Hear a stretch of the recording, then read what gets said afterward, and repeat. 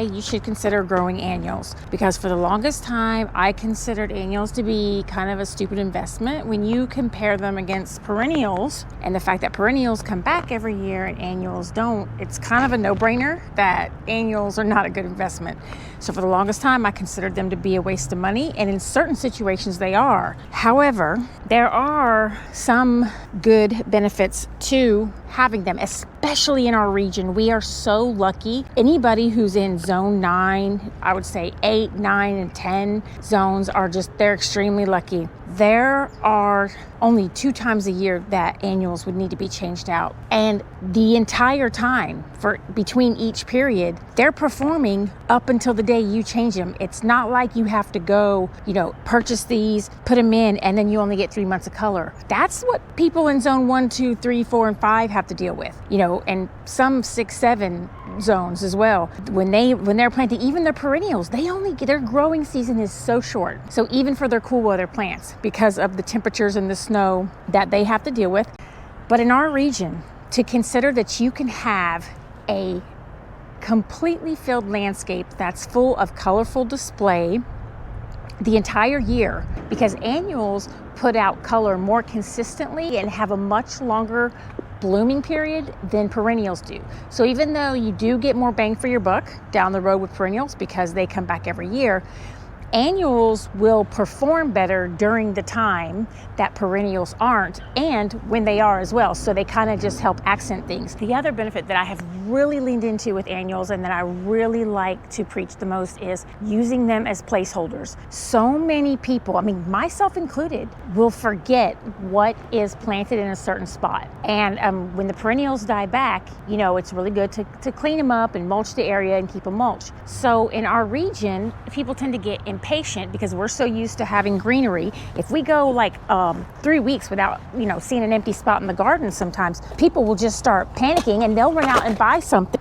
because there are gaps in the landscape when you're planting with just perennials. Not that there's anything wrong with that, but for the amount of pennies that can be invested to just cover that area so you kind of forget about it is the biggest advantage that they really have to offer, at least in this region. This is what I found. Right now, everything's got to get cut out of this bed. It's a shame because everything looks so pretty, but what I'm doing is it's insurance. I'm making sure that there's not going to be an ugly gap, or that I'm going to come in here and have to deal with soggy, frostbitten plants. So, waiting until they're suffering, waiting until all these annuals are needing to be cut is a lot more work and more hideous to deal with than just cutting them back now and installing new color for the whole winter.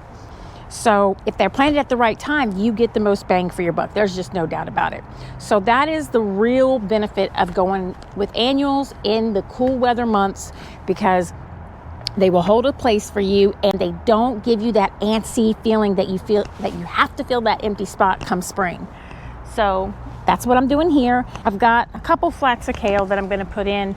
I probably won't use all of them, but I wanted to make sure that I had the option of more. So that's why I got more than one. And I just loved the way the kale looked. So I got a couple. And then I got just a couple pots of pansies. I'm not sure, again, if this area gets enough sun that they're going to really bloom this time of year, because the way the sun hits this bed, it's already sketchy. So that's why I just got a few of those.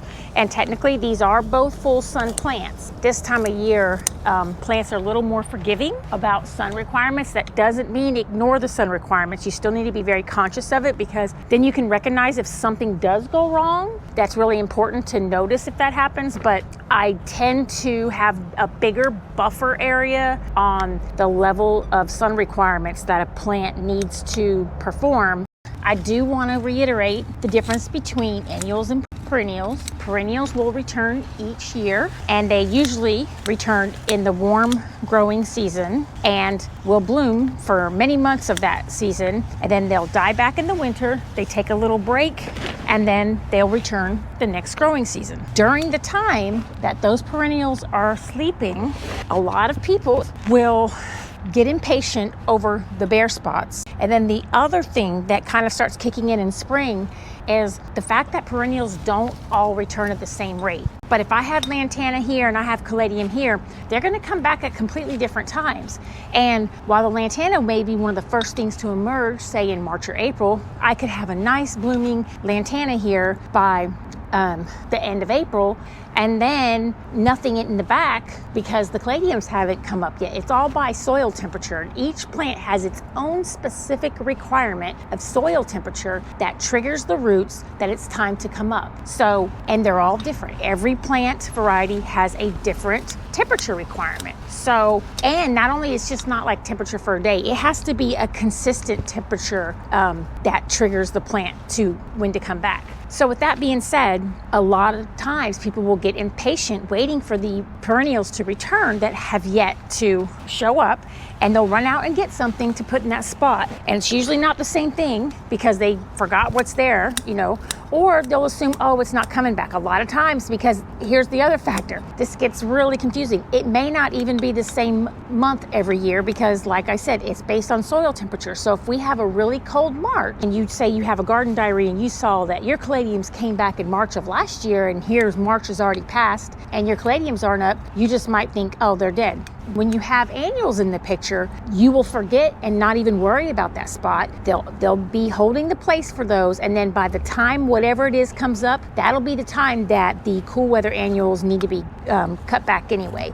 So they will always last until that warm period starts hitting, like, you know, in the upper 80s or so. As soon as we have consistent nighttime lows that get into the like upper 60s, that's when your cool weather annuals will start to fade. It's not so much the daytime temps as it is the nighttime temps. So it's a trade-off, but the benefits you get from that is, one, it looks fabulous all year round. You have a guaranteed, you know, landscape that's putting out beautiful color and display the whole year. And the worry and the odds of you running out and getting something that you don't need are just so much better. If they're not showing up by the time the annuals are fading, when all else fails, you would leave that cool weather annual there in that spot up until the point that it's just not performing anymore. And at that time, when the temperatures are that high, if you don't see signs of whatever you anticipated to come back, you know, that would be the time that you can decide, okay, maybe I do need to put something there. And even then, there are some plants that don't even start emerging until June. I would, you know, unless I really knew what was there, I would still go ahead and put a warm weather annual there just to give it a whole season so I could get to know that plant's habits. Because there's a beautiful ginger called hidden ginger, and it's one of the latest plants to come up. The good thing about it is it's okay growing through other plants, but if you were to plant something that would overtake it, such as bigger caladiums on top of where that hidden ginger is, you would totally miss out on that plant's performance. And let me tell you something, that is one plant you do not want to miss out. That is the closest thing to a tulip we will ever have in our region. So that's a good example of a plant that, you know, you could easily forget that's there and then plant something that would overtake it. And that plant is really hard to find, and it's expensive. Usually you have to pre-order it, because once they're out for the year, like right now, if you wanted to order them, I think you could order them now for the spring and they would ship in the spring, but they usually sell out before the spring. So it's one of those things that when you know about it and all the time and energy you would put into getting to that plant in your garden, you would not want to risk, you know, damaging it potentially, because if it was overplanted one year, then it would just deteriorate and you would just forget all about it. So with that in mind, it's a good way to keep your garden healthy is by using annuals as placeholders. That's pretty much the takeaway from this. And that's how I use them strategically throughout my clients' gardens, because I try to remember and I have, you know, a pretty good memory of what I plant. However, that doesn't mean my clients do. And certain times of the year, if they're having company come or a family event at their house and they just want things to look good, I would rather go ahead and know that I've got the right plants already in the ground than risk them trying to run out and get something to fill it in. So if you were one of those people that was considering or wondering if annuals were right for you, I hope the information that I provided in this video helped you answer that question and inspired you to actually go ahead and get some annuals and try them out this winter at least.